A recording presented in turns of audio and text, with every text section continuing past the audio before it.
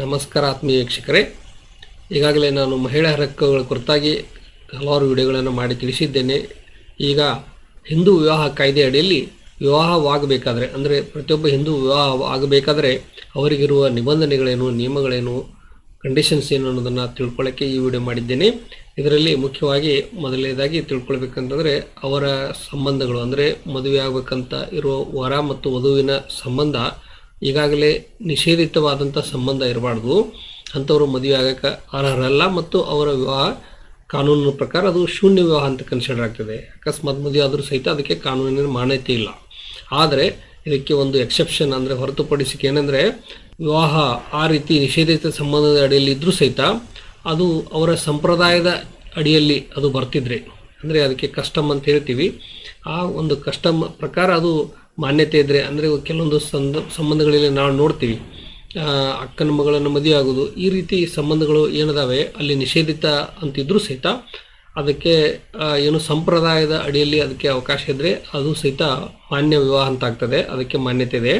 So ಇಲ್ಲಿ ಮುಖ್ಯವಾಗಿ ಏನು ಹೇಳ್ತದೆ ಅಂದರೆ ಕಾನೂನು ಸಪಿಂಡ ಅಥವಾ ನಿಷೇಧಿತ ಸಂಬಂಧಗಳು ಅಂತ ಹೇಳ್ತದೆ. ಅಂದರೆ ಉದಾಹರಣೆ ಅಣ್ಣ ತಂಗಿ, ಚಿಕ್ಕಪ್ಪ ಚಿಕ್ಕಮ್ಮನೊಡನೆ ಅಥವಾ ಅವರ ಮಕ್ಕಳೊಂದಿಗೆ ವಿವಾಹ, ತಂದೆ ತಾಯಿ, ಸಹೋದರ ಸಹೋದರಿ, ಅಜ್ಜ ಅಜ್ಜಿಯ ಸಹೋದರ ಇತ್ಯಾದಿ ಸಂಬಂಧಗಳು ಏನಿದಾವೆ ಇವು ಒಂದು ಪವಿತ್ರವಾದಂಥ ಸಂಬಂಧಗಳ ಅಂಥೇಳಿ ಮಾನ್ಯತೆ ಇದೆ ಸಮಾಜದಲ್ಲಿ ಮತ್ತು ಕಾನೂನಿನಲ್ಲಿ. ಸೊ ಇಂಥ ಸಂಬಂಧಗಳ ನಡುವೆ ಮದುವೆ ಆಗುವುದು ಕಾನೂನಿನ ವಿರುದ್ಧವಾಗಿದೆ ಮತ್ತು ಇಂಥ ವಿವಾಹಗಳನ್ನು ಶೂನ್ಯ ವಿವಾಹ ಅಂತೇಳಿ ಕಾನೂನು ಪರಿಗಣಿಸ್ತದೆ. ಇನ್ನು ಎರಡನೇದಾಗಿ ದ್ವಿಪತ್ವಿತ್ವ, ಅಂದರೆ ಎರಡನೇ ಮದುವೆ ಆಗೋದು, ಒಂದನೇ ಹೆಂಡತಿ ಜೀವಂತ ಇರುವಾಗನೇ ಎರಡನೇ ಮದುವೆ ಆಗೋದು ಕಾನೂನಿಗೆ, ಹಿಂದೂ ಕಾನೂನಿಗೆ ಅವಕಾಶ ಇಲ್ಲ. ಕೇವಲ ಒಬ್ಬರನ್ನು ಮಾತ್ರ ಮದುವೆ ಆಕೆ ಅವಕಾಶ ಇದೆ. ಹೀಗಾಗಿ ಗಂಡ ಅಥವಾ ಹೆಂಡತಿ ಜೀವಂತ ಇದ್ದಾಗ ಅವರು ಮರು ಮದುವೆ ಆಗೋದು ಶೂನ್ಯ ವಿವಾಹ ಆಗ್ತದೆ. ಗಂಡ ಇದ್ದಾಗ ಇನ್ನೊಬ್ಬ ಗಂಡನ ಮದುವೆ ಆಗೋದು ಮತ್ತು ಹೆಂಡತಿ ಜೀವಂತ ಇರುವಾಗ ಇನ್ನೊಬ್ಬಳನ್ನು ಮದುವೆ ಆಗೋದು, ಈ ರೀತಿ ಏನಿದೆ ಇದಕ್ಕೆ ಕಾನೂನಿನಲ್ಲಿ ಯಾವುದೇ ಮಾನ್ಯತೆ ಇಲ್ಲ ಮತ್ತು ಅವರಿಗೆ ಯಾವುದೇ ಒಂದು ಹಕ್ಕು ಬಾಧ್ಯತೆಗಳು ಸಿಗುವುದಿಲ್ಲ ಅನ್ನೋದನ್ನು ಕಾನೂನು ಹೇಳ್ತದೆ. ಮತ್ತು ಈ ಮಾನಸಿಕ ಸಾಮರ್ಥ್ಯ ಮತ್ತು ಬುದ್ಧಿಮಾಂದ್ಯ, ಅಂದರೆ ಇಲ್ಲಿ ಇನ್ನೊಂದು ಬರ್ತದೆ, ಮಾನಸಿಕ ಅಸ್ವಸ್ಥನೂ ಅಂತ ಬರ್ತದೆ, ಅದನ್ನು ಮುಂದೆ ಹೇಳ್ತೀನಿ. ಈ ಮಾನಸಿಕ ಸಾಮರ್ಥ್ಯ ಅಂದರೆ ಒಬ್ಬ ವ್ಯಕ್ತಿ ಮಾನಸಿಕವಾಗಿ ವಿವಾಹವಾಗಲು ಸಾಮರ್ಥ್ಯವನ್ನು ಹೊಂದಿರಬೇಕು. ಅಂದರೆ ವಿವಾಹ ಅಂದರೆ ಏನು, ಅದರ ಹೊಣೆಗಾರಿಕೆ ಏನು, ಮತ್ತು ವಿವಾಹಕ್ಕೆ ಸಮ್ಮತಿ ಕೊಡಲು ಮಾನಸಿಕವಾಗಿ ಅಸ್ವಸ್ಥನಾಗಿರುವಂಥ ವ್ಯಕ್ತಿಯೊಳಗಿನ ವಿವಾಹ ಶೂನ್ಯ ವಿವಾಹ ಆಗಿದೆ ಅಂತ ಹೇಳ್ತಾರೆ. ಸೊ ಅದೇ ರೀತಿ ಏನು ಹುಟ್ಟಿನಿಂದಲೇ ಇಡಿಯಟ್ ಅಂತ ಹೇಳ್ತೀವಿ, ಬುದ್ಧಿಮಾಂದ್ಯ ವ್ಯಕ್ತಿಗಳಂತ ಹೇಳ್ತೀವಿ, ಅವರಿಗೆ ಯಾವುದೇ ರೀತಿಯ ಸಾಮಾಜಿಕ ಬಾಧ್ಯತೆಗಳು, ಕೌಟುಂಬಿಕ ಬಾಧ್ಯತೆಗಳು ಇವುಗಳ ಕುರಿತಾಗಿ ಅವರಿಗೆ ನಾಲೆಜ್ ಇರೋದಿಲ್ಲ. ಸೊ ಅಂಥವರು ಮದುವೆ ಆಗೋದು ಅದು ಸಹಿತ ಏನು ಶೂನ್ಯ ವಿವಾಹ ಅಂತೇಳಿ ಪರಿಗಣಿಸಲ್ಪಡ್ತದೆ. ಮತ್ತು ಅಂಥ ಮದುವೆ ಆಗಿದ್ದು ಸಹಿತ ಅದನ್ನು ರದ್ದು ಮಾಡ್ಬೋದು. ಮತ್ತು ಈ ಮದುವೆ ಅನ್ನೋದ್ರ ಬಗ್ಗೆ ಗೊತ್ತಿದ್ದು ಅದಕ್ಕೆ ಸಮ್ಮತಿ ಕೊಡುವಷ್ಟು ಮಾನಸಿಕ ಸಾಮರ್ಥ್ಯ ಇದ್ದರೂ ಸಹಿತ ಅವರು ಏನದೆ ಮಕ್ಕಳನ್ನು ಹೆರುವುದಕ್ಕೆ, ಅಂದರೆ ಲೈಂಗಿಕ ಸಾಮರ್ಥ್ಯ ಇಲ್ಲದೆ ಅಂತ ಇರುವಂಥ ವ್ಯಕ್ತಿ ಇದ್ದರೆ, ಅಂದರೆ ಏನು ನಪುಂಸಕ ಅಂತ ಅನ್ಬೋದು, ಅಥವಾ ಯಾವುದೇ ಅವ್ರಿಗೇನೈತಿ ಮಕ್ಕಳಾಗುವಂಥ ಅರ್ಹತೆಯನ್ನು ಅವರು ಇಲ್ಲದೇ ಇರುವಂಥ ಒಂದು ದೌರ್ಬಲ್ಯ, ಬಲವಾದ ದೌರ್ಬಲ್ಯ ಇದ್ದರೆ, ಮತ್ತು ಅಷ್ಟರ ಮಟ್ಟಿಗೆ ಮಾನಸಿಕ ಅಸ್ವಸ್ಥನಾಗಿರುವಂಥ ವ್ಯಕ್ತಿ, ಅಂದರೆ ಈ ಲೈಂಗಿಕ ಕ್ರಿಯೆಗೆ ಅವರು ಈಗ ಸಾಮರ್ಥ್ಯ ಹೊಂದದೇ ಇರುವಂಥ ಮಾನಸಿಕ ಒಂದು ದೌರ್ಬಲ್ಯ ಇದ್ದರೂ ಸಹಿತ ಅಲ್ಲಿಯೂ ಈ ವಿವಾಹವನ್ನು ಶೂನ್ಯಗೊಳಿಸ್ಬೋದು. ಆದರೆ ಅವರಿಗೆ ದೈಹಿಕವಾಗಿ ಸಾಮರ್ಥ್ಯ ಇದ್ದು, ಮಾನಸಿಕ ಸಾಮರ್ಥ್ಯ ಇದ್ದರೂ ಸಹಿತ ಅವರ ದುರದೃಷ್ಟದಿಂದ ಅಥವಾ ವೈಜ್ಞಾನಿಕ ಕೆಲವೊಂದು ತೊಂದರೆಗಳ ಕಾರಣಕ್ಕಾಗಿ ಅವರಿಗೆ ಮಕ್ಕಳಾಗದೇ ಇರ್ಬೋದು. ಅಂಥ ಸಂದರ್ಭದಲ್ಲಿ ಮಕ್ಕಳಾಗದೇ ಇರೋ ಕಾರಣಕ್ಕಾಗಿ ವಿವಾಹನ ಶೂನ್ಯ ಅಂತಗೊಳಿಸಕ್ಕೆ ಬರೋದಿಲ್ಲ ಮತ್ತು ಡಿವೋರ್ಸ್ ಕೇಳಕ್ಕೆ ಬರೋದಿಲ್ಲ. ಯಾಕಂತಂದರೆ ಕಾನೂನಿನೊಳಗೆ ಮಕ್ಕಳಾಗದಿದ್ದರೆ ದತ್ತಕ ತಗುವಂಥ ಅವಕಾಶ ಇದೆ. ಸೊ ಅದಕ್ಕಾಗಿ ಇಲ್ಲೇನಿದೆ, ಏನು ವೈಜ್ಞಾನಿಕ ಕಾರಣ ಇದ್ದರೆ ಅಲ್ಲಿ ಅದೇ ಕಾರಣನ ಮುಂದಿಟ್ಕೊಂಡು ವಿವಾಹವನ್ನು ಶೂನ್ಯ ಅಂತ ತೀರ್ಮಾನ ಮಾಡೋದಾಗಲಿ ಮತ್ತು ಡಿವೋರ್ಸ್ ತೆಗೆದುಕೊಳ್ಳೋದಾಗಲಿ ಅವಕಾಶ ಇಲ್ಲ. ಆದರೆ ನಿಜವಾಗಿಯೂ ಅವರು ಮದುವೆ ಆಗುವ ಸಂದರ್ಭದಲ್ಲೇ ಅವರಿಗೆ ಆ ರೀತಿ ಬಲವಾದ ಒಂದು ದೌರ್ಬಲ್ಯ ಇದ್ದು ಅವರು ಯಾವುದೇ ಕಾರಣಕ್ಕಾಗಿ ಮಕ್ಕಳನ್ನು ಹೆರುವಂಥ ಸಾಮರ್ಥ್ಯ ಅವರಿಗೆ ಮೊದಲೇ ಇದ್ದಿರಲಿಲ್ಲ, ಈ ರೀತಿ ಒಂದು ಕಾರಣ ಇದ್ದರೆ, ಮಾನಸಿಕವಾಗಿ ಅಥವಾ ದೈಹಿಕವಾಗಿ ಈ ರೀತಿ ಬಲವಾದ ಕಾರಣ ಇದ್ದರೆ ಅದು ಮಾತ್ರ, ಯಾಕಂದರೆ ಕಾನೂನು ಏನು ಹೇಳೋದಂದರೆ ಅವರು ಪ್ರಾಪ್ತ ವಯಸ್ಕರಾಗಿರಬೇಕು ಮತ್ತು ದೈಹಿಕವಾಗಿ ಮಾನಸಿಕವಾಗಿ ಆ ಒಂದು ವೈವಾಹಿಕ ಜೀವನವನ್ನು ನಿಭಾಯಿಸುವಂಥ ಸಾಮರ್ಥ್ಯ ಅವ್ರಿಗೆ ಇರಬೇಕು ಅನ್ನೋದನ್ನು ಇಲ್ಲಿ ಕಾನೂನು ಹೇಳ್ತದೆ. ಇನ್ನು ಈ ಮಾನಸಿಕ ಕಾಯಿಲೆ ಅಂದ್ರೇನು, ಮದುವೆ ಆದ ನಂತರ ಮಾನಸಿಕ ಕಾಯಿಲೆ ಆಗುವಂಥದ್ದು. ಬುದ್ಧಿಮಾಂದ್ಯ ವ್ಯಕ್ತಿಗಳಲ್ಲ, ಅಂದರೆ ಹುಟ್ಟಿನಿಂದ ಬುದ್ಧಿಮಾಂದ್ಯರಲ್ಲ. ಮದುವೆ ಆಗೋ ಸಂದರ್ಭದಲ್ಲಿ ಮಾನಸಿಕ ಯಾವುದೇ ಬಲವಾದ ರೋಗಗಳಿಲ್ಲ. ಆದರೆ ನಂತರ ಏನಾದರೂ ಬುದ್ಧಿ ಭ್ರಮಣೆಗೆ ಒಳಗಾದರೆ, ಅನ್ಸೌಂಡ್ನೆಸ್ ಆಫ್ ಮೈಂಡ್ ಅಂತಂತೀವಿ, ಅಂದರೆ ಮರುಕಳಿಸುವ ಬುದ್ಧಿ ಭ್ರಮಣೆ.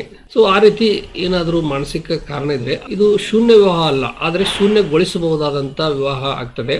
ಅಂದರೆ ಅವನ ಮಾನಸಿಕ ಅಸ್ವಸ್ಥತೆ ಸಣ್ಣ ಪ್ರಮಾಣದಲ್ಲಿ ಇದ್ದರೆ ಅದಕ್ಕೆ ನೇರವಾಗಿ ಡಿವೋರ್ಸ್ ಕೇಳಕ್ಕೂ ಕೆಲವೊಂದು ಸಂದರ್ಭದಲ್ಲಿ ನ್ಯಾಯಾಲಯ ನಿರಾಕರಿಸಬಹುದು. ಅಂದರೆ ಹಿಂದೂ ಧಾರ್ಮಿಕ ಕಾನೂನಿನ ಪ್ರಕಾರ ಒಮ್ಮೆ ವಿವಾಹ ಆದಾದರೆ ಅದು ಪವಿತ್ರ ಬಂಧನ ಅಂತ ಹೇಳಿ ತಿಳ್ಕೊತಾರೆ, 7 ಜನ್ಮದ ಸಂಬಂಧ ಅಂತ ಹೇಳ್ತಾರೆ. ಸೊ ಹೀಗಾಗಿ ಸಣ್ಣ ಪುಟ್ಟ ಮಾನಸಿಕ ಅಸ್ವಸ್ಥತೆ ಸಾಮಾನ್ಯವಾಗಿ ಎಲ್ಲರ ಮನೆಯಲ್ಲಿ ತಂಟೆ ತಕರಾರುಗಳು ಇರ್ತವೆ, ಪರಸ್ಪರ ವಿಭಿನ್ನವಾಗಿ ವರ್ತಿಸುವಂಥದ್ದು, ಭಿನ್ನಾಭಿಪ್ರಾಯಗಳು, ಈ ರೀತಿ ವರ್ತನೆಗಳು ಈ ಸಮಾಜದಲ್ಲಿ ಕಂಡೇ ಕಾಣ್ತವೆ.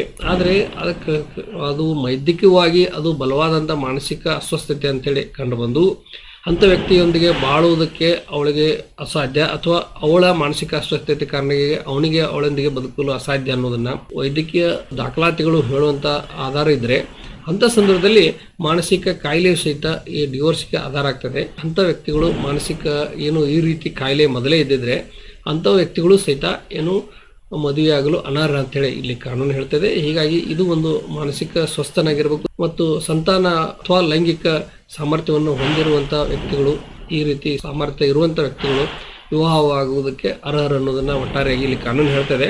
ಮತ್ತು ಈಗಾಗಲೇ ಹೇಳಿದಂತೆ ಪ್ರಾಪ್ತ ವಯಸ್ಸಿಗೆ ಇರಬೇಕಾಗ್ತದೆ. ಹುಡುಗನಿಗೆ 21 ವಯಸ್ಸು ಮತ್ತು ಹುಡುಗಿಗೆ 18 ವರ್ಷ ಇರಬೇಕು ಅಂಥೇಳಿ. ಸೊ ಇದು ಈಗ ಇರುವಂಥ ಕಾನೂನು. ಇನ್ನು ಇದರಲ್ಲಿ ಬದಲಾವಣೆ ಮಾಡಬೇಕಂತೇಳಿ ಒಂದು ಕೂಗು ಎದ್ದಿತ್ತು, ಆದರೆ ಈಗ ಸದ್ಯ ಮಟ್ಟಿಗೆ ಯಾವುದೇ ಬದಲಾವಣೆ ಇಲ್ಲ, ಇದೇ ಕಾನೂನು ಅದೇ ಅನ್ನೋದನ್ನು ತಿಳ್ಕೊಳ್ಬೇಕು. ಇನ್ನು ಕೊನೆಯದಾಗಿ ಪದ್ಧತಿ, ಅಂದರೆ ಮದುವೆಯನ್ನು ಯಾವ ಥರ ಆಗ್ಬೋದು ನೋಡಿ. ಡಿವೋರ್ಸ್ ತಗೊಳ್ಳೋಕ್ಕೆ ನ್ಯಾಯಾಲಯಕ್ಕೆ ಹೋಗಬೇಕಾಗ್ತದೆ, ಆದರೆ ಮದುವೆ ಆಗಲಿಕ್ಕೆ ಆಪ್ಷನ್ 4 ಅದಾವೆ. ಒಂದು, ಮನೆಯಲ್ಲಿ ಮದುವೆ ಆಗ್ಬೋದು, ಕಲ್ಯಾಣ ಮಂಟಪದಲ್ಲಿ ಮದುವೆ ಆಗ್ಬೋದು, ಅಥವಾ ಯಾವುದೋ ಒಂದು ದೇವಸ್ಥಾನದಲ್ಲಿ ಮದುವೆ ಆಗ್ಬೋದು, ಅಥವಾ ಸಬ್ ರಿಜಿಸ್ಟ್ರಾರ್ ಕಚೇರಿಯಲ್ಲಿ ಸಹಿತ ನೇರವಾಗಿ ನೋಂದಾಯಿತ ವಿವಾಹವನ್ನು ಆಗಬಹುದು, ಅಂದರೆ ರಿಜಿಸ್ಟ್ರೇಷನ್ ಮೂಲಕ ಮದುವೆ ಆಗುವಂಥದ್ದು. ಈ ರೀತಿ ನಾವು ಕಾನೂನಿನಲ್ಲಿ ಕಾಣ್ತೀವಿ. ಆದರೆ ಇವೆಲ್ಲದರ ಜೊತೆಗೆ ಮುಖ್ಯವಾಗಿ ಏನು ನಾವು ಸಂಪ್ರದಾಯ ಪದ್ಧತಿ ಅಂತ ಏನಿದ್ದಾವೆ, ಆ ರೂಢಿಗತ ಸಂಪ್ರದಾಯ ಏನು ಧಾರ್ಮಿಕ ಆಚರಣೆಗಳಿರ್ತವೆ ಅವುಗಳ ಅನುಸಾರವಾಗಿ ನಡೆದಾಗ ಮಾತ್ರ ಅದು ಕಾನೂನುಬದ್ಧ ಹಿಂದೂ ವಿವಾಹ ಅಂತೇಳಿ ಅನಿಸ್ಕೊಳ್ತದೆ. ಇದಕ್ಕಾಗಿ ಇತ್ತೀಚೆಗೆ ಸುಪ್ರೀಂ ಕೋರ್ಟ್ ಸಹಿತ ಹೇಳಿದೆ, ನಾವು ಹೇಗೆ ಬೇಕಾದರೂ ನಾವು ನಮ್ಮ ಪ್ರಕಾರ ನಮ್ಮ ಅನುಕೂಲಕ್ಕೆ ತಕ್ಕಂಗೆ ನಾವು ಮದುವೆ ಆದವು ಅಂಥೇಳಿ. ಅದು ಇವನ್ ಸಬ್ ರಿಜಿಸ್ಟ್ರೇಷನ್ ಸಹಿತ ಮಾನ್ಯತೆಯನ್ನು ಹೊಂದಿಲ್ಲ ಅನ್ನೋ ಒಂದು ಅಭಿಪ್ರಾಯದಲ್ಲಿ ಸುಪ್ರೀಂ ಕೋರ್ಟ್ ಹೇಳಿದೆ. ಯಾಕಂದರೆ ಹಿಂದೂ ಅಂತಂದ ಮೇಲೆ ಹಿಂದೂ ಸಂಪ್ರದಾಯಗಳ ಪ್ರಕಾರ ಅಥವಾ ಅವರ ಮನೆತನಕ್ಕೆ ಅವರ ಸಮಾಜಕ್ಕೆ ಅನುಗುಣವಾದಂಥ ಸಂಪ್ರದಾಯದಲ್ಲಿ ಅವರು ಮದುವೆ ಆದರೆ ಮಾತ್ರ ಅದಕ್ಕೆ ಮಾನ್ಯತೆ ಇದೆ, ಸಾಮಾಜಿಕ ಗೌರವ ಇದೆ ಅನ್ನೋದನ್ನು ನ್ಯಾಯಾಲಯ ಹೇಳಿದೆ. ಸಪ್ತಪದಿ ಅನ್ನೋದನ್ನ ಕೆಲವೊಂದು ಸಂಪ್ರದಾಯಗಳು ಆಚರಿಸ್ತವೆ. ಸಪ್ತಪದಿ ಅಂತ ಇದ್ದಾಗ ಅಲ್ಲಿ ಕಡ್ಡಾಯವಾಗಿ 7 ಹೆಜ್ಜೆಯನ್ನು ಸಪ್ತಪದಿ ತುಳಿದಾಗ ಅವಾಗ ವಿವಾಹ ಪೂರ್ಣಗೊಳ್ತದೆ ಅಂಥೇಳಿ ಹೇಳ್ತಾರೆ. ಮತ್ತು ಬೇರೆ ಬೇರೆ ಏನು ಧಾರ್ಮಿಕ ಸಂಪ್ರದಾಯಗಳಿದಾವೆ ಕೆಲವೊಂದು. ಉದಾಹರಣೆಗೆ ಹೇಳ್ಬೇಕಂತಂದರೆ ಮಂತ್ರ ಮಾಂಗಲ್ಯ ಅಂತೇಳಿ ಕುವೆಂಪು ಅವರು ರಚನೆ ಮಾಡಿದಂಥ ವಿಧಾನ, ಅಥವಾ ಬಸವ ತತ್ವದ ಆಧಾರದ ಅಡಿಯಲ್ಲಿ ಅಕ್ಷತೆ ಬದಲಿಗೆ ಹೂಗಳನ್ನು ವಧುವರಿಗೆ ಹಾಕುವುದು, ಆ ರೀತಿ ಆಶೀರ್ವಾದ ಮಾಡುವುದು, ಈ ರೀತಿ ಹಲವಾರು ಏನು ಸಂಪ್ರದಾಯಗಳು ನಮ್ಮಲ್ಲಿ ಕಂಡು ಬರ್ತವೆ. ಆ ಧರ್ಮದ ಆಯಾ ಕೌಟುಂಬಿಕ ಅಥವಾ ಆಯಾ ಸಮಾಜದ ಏನು ಆಚರಣೆಗಳಿದಾವೆ ಆ ಆಚರಣೆಗಳ ಪ್ರಕಾರ ಮದುವೆ ಆದರೆ ಮಾತ್ರ ಅದು ಕಾನೂನುಬದ್ಧ ಅಂತ ಹೇಳಿ ಅನಿಸ್ಕೊತದೆ. ಇನ್ನು ದ್ವಿಪತ್ನಿತ್ವ ಅಂತ ಈಗಾಗಲೇ ಹೇಳಿದಂಗೆ 2ನೇ ಮದುವೆ ಆಗಿದ್ರೆ ಅದಕ್ಕೆ ಮೊದಲೇ ಹೆಂಡತಿಯ ವಿಚ್ಛೇದನ ಇಲ್ಲದೆ ಅವಳು ಮರಣ ಹೊಂದದೆ ಜೀವಂತ ಇದ್ದಾಳೆ, ಮೊದಲೇ ಹೆಂಡತಿ ಜೀವಂತ ಇದ್ದಾಳೆ, ಅವಳು ಎಲ್ಲ ದೃಷ್ಟಿಯಲ್ಲಿ ಕಾನೂನುಬದ್ಧವಾಗಿ ಹೆಂಡತಿ ಇದ್ದಾಳೆ, ಅಂಥ ಸಂದರ್ಭದಲ್ಲಿ 2ನೇ ಮದುವೆ ಅದಕ್ಕೆ ಅವಕಾಶನೇ ಇಲ್ಲ. ಮತ್ತು ಅಷ್ಟೇ ಅಲ್ಲ, ಅದು ಅಪರಾಧ ಕೂಡ ಆಗಿದೆ. ಮೊದಲೇ ಹೆಂಡತಿ ಪ್ರತ್ಯೇಕ ಇದ್ದಾಳೆ ಅಥವಾ ಅವಳು ಸಮ್ಮತಿ ಪತ್ರ ಕೊಟ್ಟಿದ್ದಾಳೆ, ಒಂದು ಅಫಿಡೇಟ್ ಮಾಡಿದ್ದಾಳೆ, ಆ ಮೂಲಕ ಅವಳದೇನು ಆಕ್ಷೇಪಣೆ ಇಲ್ಲ ಅಂತ ಅನ್ನೋ ಕಾರಣಕ್ಕೂ ಸಹಿತ ಇಲ್ಲಿ 2ನೇ ಮದುವೆಯನ್ನು ಆಗೋಕ್ಕೆ ಅವಕಾಶ ಇಲ್ಲ.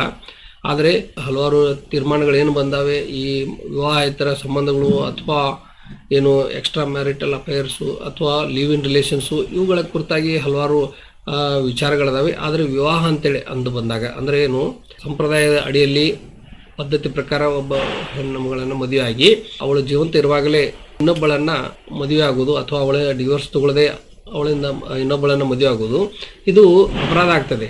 ಸೊ ಮದುವೆ ಅನ್ನೋದು ಮತ್ತೆ 2ನೇ ಮದುವೆ ಸಹಿತ ಸಂಪ್ರದಾಯ ಪ್ರಕಾರ ಮದುವೆ ಆಗಿದ್ದಾನೆ ಅಂಥೇಳಿ ಅನ್ನೋದಕ್ಕೆ, ಅಥವಾ ಅವಳು ಮದುವೆ ಆಗಿದ್ದಾಳೆ ಅಂತ ಹೇಳೋಕೆ ಆಧಾರ ಇರಬೇಕು. ಕೇವಲ ಅವಳು ಇನ್ನೊಬ್ಬಳೊಂದಿಗೆ ಇದ್ದಾನೆ ಅಂತ ಅನ್ನೋ ಕಾರಣಕ್ಕಾಗಿ ವಿಚ್ಛೇದನೆಗೆ ಆಧಾರ ಆಗ್ತದೆ. ಅಂದ್ರೆ ಮೊದಲೇ ಹೆಂಡತಿಗೆ ಗಂಡನಿಂದ ವಿಚ್ಛೇದನೆ ಪಡೀಲಿಕ್ಕೆ ಆಧಾರ ಆಗ್ತದೆ. ನನ್ನ ಗಂಡ ಇನ್ನೊಬ್ಬಳೊಂದಿಗೆ ಸಂಬಂಧ ಹೊಂದಿದ್ದಾನೆ, ಅವನ ಜೊತೆ ನಾನು ವಾಸಿಸಲು ಸಾಧ್ಯವಿಲ್ಲ ಅಂತ ಹೇಳಿ ಡಿವೋರ್ಸ್ ಕೇಳ್ಬೋದು. ಅದೇ ರೀತಿ ಹೆಂಡತಿ ವಿರುದ್ಧನೂ ಗಂಡ ಯಾವ ರೀತಿ ಕೇಳ್ಬೋದು, ಹೆಂಡತಿ ಇನ್ನೊಬ್ಬರೊಂದಿಗೆ ಸಂಬಂಧ ಹೊಂದಿದ್ದಾಳೆ ಅದಕ್ಕೆ ಡಿವೋರ್ಸ್ ಬೇಕಂತ ಹೇಳಿ ಕೇಳ್ಬೋದು.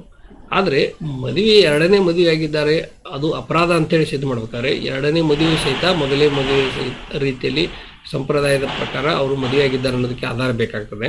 ಇದು ಸಾಮಾನ್ಯವಾಗಿ ಏನದೆ ಇವು ಅದಕ್ಕೆ ಆಧಾರ ಸಿಗಲಿಲ್ಲ ಅಂತಂದರೆ ಇಲ್ಲಿ ಎರಡನೇ ವಿವಾಹವನ್ನು ಸಿದ್ಧ ಮಾಡೋದು ಕಠಿಣ ಆಗ್ತದೆ. ಆದರೆ ಡಿವೋರ್ಸ್ ತೊಗೊಳಕ್ಕೆ ಆಧಾರ ಆಗ್ತದೆ ಅನ್ನೋದನ್ನು ನಾವು ಇಲ್ಲಿ ಗಮನಿಸ್ಬೋದು. ಈ ರೀತಿ ಎರಡನೇ ಮದುವೆ ಆಗುವಂಥ ಹೆಣ್ಣಿಗೆ ಗಂಡನಿಂದ ಯಾವುದೇ ಜೀವನಾಂಶದ ಅಥವಾ ಆಸ್ತಿ ಹಕ್ಕು ಯಾವುದೇ ರೀತಿ ಹಕ್ಕು ಇರಲ್ಲ. ಆದರೆ ಒಂದು ಏನಂದರೆ ಎರಡನೇ ಹೆಂಡತಿಯಿಂದ ಏನಾದರೂ ಮಕ್ಕಳು ಹುಟ್ಟಿದರೆ ಆ ಮಕ್ಕಳಿಗೆ ಅನ್ಯಾಯ ಆಗಬಾರ್ದು ಅಂತೇಳಿ ಕಾನೂನಿನಲ್ಲಿ ಏನಿದೆ, ಆ ಮಕ್ಕಳಿಗೆ ಮೊದಲೇ ಹೆಂಡತಿ ಮಕ್ಕಳು ಏನಿದ್ದಾರೆ ಆ ಮಕ್ಕಳ ರೀತಿಯಲ್ಲಿ ಆ ಎರಡನೇ ಹೆಂಡತಿ ಮಕ್ಕಳನ್ನು ಕಾನೂನು ಗಮನಿಸ್ತದೆ. ಅವರಿಗೂ ಸಮಾನವಾದಂಥ ಹಕ್ಕು ಬಾಧ್ಯತೆಗಳದಾವ ಅಂತೇಳಿ ಇಲ್ಲಿ ಕಾನೂನು ಹೇಳ್ತದೆ. ಆದರೆ ಎರಡನೇ ಹೆಂಡತಿಗೆ ಮಾತ್ರ ಯಾವುದೇ ಹಕ್ಕು ಇಲ್ಲ ಅನ್ನೋದನ್ನು ಇಲ್ಲಿ ಸ್ಪಷ್ಟವಾಗಿ ಕಾನೂನು ಹೇಳ್ತದೆ. ಅದೇ ರೀತಿ ಹಿಂದೂ ಇರುವಂಥ ವ್ಯಕ್ತಿ ಕೇವಲ ವಿವಾಹ ಆಗುವ ಉದ್ದೇಶದಿಂದ ಉದಾಹರಣೆಗೆ ಇಸ್ಲಾಂ ಧರ್ಮಕ್ಕೆ ಮತಾಂತರಗೊಂಡು ಅಲ್ಲಿ ಇನ್ನೊಂದು ಮದುವೆ ಆಗುವುದು ಈ ರೀತಿ ಮಾಡಿದರೂ ಸಹಿತ ಅದು ಅಪರಾಧ ಆಗ್ತದೆ. ಈಗಾಗಲೇ ಇದಕ್ಕೆ ಕಾನೂನುಗಳು ಕಠಿಣವಾದಂಥ ಕಾನೂನುಗಳನ್ನು ಮಾಡಿದ್ದಾರೆ. ಕೇವಲ ಬಹುಪತಿತ್ವ ಹೊಂದಲಿಕ್ಕೆ ಧರ್ಮಾಂತರ ಆಗುವುದು ಸಹಿತ ಅಲ್ಲಿ ಅಪರಾಧ ಆಗ್ತದೆ. ಈ ರೀತಿ ಇಲ್ಲಿ ಹಿಂದೂ ಆಗಿರುವಂಥ ವ್ಯಕ್ತಿ ಹಿಂದೂ ಮಹಿಳೆಯನ್ನು ಮದುವೆ ಆದ ನಂತರ ಅಥವಾ ಹಿಂದೂ ಮಹಿಳೆ ಹಿಂದೂ ಪುರುಷನನ್ನು ಮದುವೆ ಆದ ನಂತರ ಅವರಿಗೆ ವಿಚ್ಛೇದನ ಕೊಡದೆ ಅಥವಾ ಅವರು ಜೀವಂತಿರುವಾಗ ಎರಡನೇ ಮದುವೆ ಆಗೋಕ್ಕೆ ಅವಕಾಶ ಇಲ್ಲ ಅನ್ನೋದನ್ನು ಕಾನೂನು ಸ್ಪಷ್ಟ ಹೇಳ್ತದೆ. ಇನ್ನು ವಿವಾಹ ನೋಂದಣಿ ಕುರಿತಾಗಿ ಏನು ಹೇಳಿದೆ ಈಗಾಗಲೇ, ವಿವಾಹವನ್ನು ಸಂಪ್ರದಾಯದ ಪ್ರಕಾರ ಮದುವೆ ಆಗ್ಬೋದು ಅಥವಾ ವಿಶೇಷ ನೋಂದಣಿ ಕಾಯ್ದೆ ಸ್ಪೆಷಲ್ ಮ್ಯಾರೇಜ್ ಆ್ಯಕ್ಟ್ ಅಂತೇಳಿ ಅದು ಸ್ವಜಾತಿ ಅಥವಾ ಅಂತರ್ಜಾತಿ ವಿವಾಹ ಇರ್ಬೋದು, ಈ ಮೂಲಕ ನೋಂದಣಿ ಮಾಡಿಸಿಕೊಳ್ಳಬಹುದು. ಇಲ್ಲಿ ಸಪ್ತಪದಿ ಕಡ್ಡಾಯವಲ್ಲ, ಸಂಪ್ರದಾಯ ಕಡ್ಡಾಯವಲ್ಲ. ಈ ಕಾಯ್ದೆ ಅಡಿಯಲ್ಲಿ ವಿವಾಹವನ್ನು ನೋಂದಣಿ ಮಾಡ್ಕೊಳ್ಬೋದು. ನೋಂದಣಿ ಮಾಡ್ಕೊಳ್ಳೋದು ಸಹಿತ ಕಡ್ಡಾಯ ಅಲ್ಲ. ಈಗ ಸಂಪ್ರದಾಯದ ಪ್ರಕಾರ ಮದುವೆ ಆಗಿದ್ದರೆ ಅದು ಸಾಕು, ನೋಂದಣಿ ಬೇಕಾಗಿಲ್ಲ. ಆದರೆ ನೋಂದಣಿ ಅನ್ನೋದು ಎರಡು ಕಾರಣಕ್ಕೆ ಬೇಕಾಗ್ತದೆ. ಒಂದು, ಅಕಸ್ಮಾತ್ ಅವರು ಮದುವೆ ಆಗಿದ್ದನ್ನು ನಿರಾಕರಿಸಿದರೆ ಅದಕ್ಕೆ ಸೂಕ್ತ ಸಾಕ್ಷ್ಯಾಧಾರ ಇಲ್ಲಂದರೆ ಈ ನೋಂದಣಿ ಮಾಡಿಸಿದರೆ ಅದು ಕಾನೂನಿನಲ್ಲಿ ಅದಕ್ಕೆ ಮಾನ್ಯತೆ ಸಿಗ್ತದೆ. ಯಾಕಂದರೆ ಕೆಲವೊಂದು ಸಂದರ್ಭದಲ್ಲಿ ಎರಡು ಮದುವೆ ಆಗಿದ್ದರೆ ಮೊದಲ ಮದುವೆ ಯಾವುದು ಅನ್ನೋದು ಗೊಂದಲ ಆಗ್ತದೆ. ಸೊ ಅಲ್ಲಿ ನೋಂದಣಿ ಆಗಿತ್ತಂತಂದರೆ ಯಾವುದು ಮೊದಲೇ ಮದುವೆ ಅನ್ನೋದನ್ನು ಕಂಡುಹಿಡಿಯೋಕ್ಕೆ ಈಸಿ ಆಗ್ತದೆ. ಮತ್ತು ಎರಡನೇದಾಗಿ ಈ ವಿದೇಶಕ್ಕೆ ಪ್ರಯಾಣ ಮಾಡಬೇಕಾದ್ರೆ ಇಂಥ ಸಂದರ್ಭದಲ್ಲಿ ಮ್ಯಾರೇಜ್ ರಿಜಿಸ್ಟ್ರೇಷನ್ ಸರ್ಟಿಫಿಕೇಟ್ ಕಂಪಲ್ಸರಿ ಬೇಕಾಗ್ತದೆ.